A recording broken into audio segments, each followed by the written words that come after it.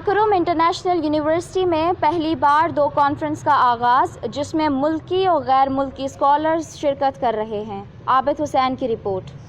Karakoram international university گزر campus میں پہلی دفعہ تعلیمی تحقیق و عمل میں ابھرتی ہوئی جدید ٹیکنالوجیز کے حوالے سے 2 روزہ سیمینار کا آغاز آج سے قراقرم انٹرنیشنل یونیورسٹی کیمپس گزر میں ہو گیا۔ گزر کیمپس میں پہلی دفعہ تعلیمی تحقیق و عمل میں ابھرتی ہوئی ٹیکنالوجیز کے موضوع پر ہونے والی عالمی کانفرنس میں پاکستان کے مختلف شہروں کے علاوہ امریکہ، آسٹریلیا، چائنا سمیت دنیا بھر کے مندوبین اور محققین شریک ہیں۔ اس کے علاوہ کانفرنس میں پاکستان بھر کے 3 جامعات، جن میں علامہ Iqbal open university, Quaid Azam university اور بلتستان یونیورسٹی کے وائس چانسلرز خصوصی طور پر کانفرنس میں شرکت کر رہے ہیں۔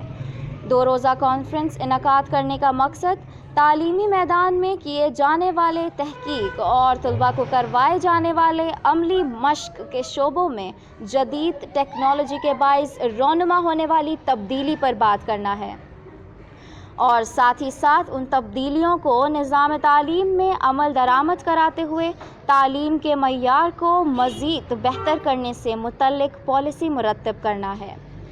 وہیں پر گلگت بلتستان کی تاریخ، رسم و رواج، علاقے کی تشخص عالمی سطح پر اجاگر کروانا ہے، جس سے گلگت بلتستان کا مثبت چہرہ بین الاقوامی سطح پر مزید متعارف کروانا ہے۔ افتتاحی تقریب سے وزیر سیاحت Fida Khan, I G P Gilgit Baltistan Sana Ullah Abbasi, vice chancellor Baltistan university Muhammad Naeem Khan اور دیگر نے تقریب میں خطاب کیا۔ اس کے علاوہ خصوصی سیشن میں مندوبین مختلف موضوعات پر اپنے تحقیقی مقالات اور تجربات پر مبنی تحقیقی پیپرز پیش بھی کیے گئے۔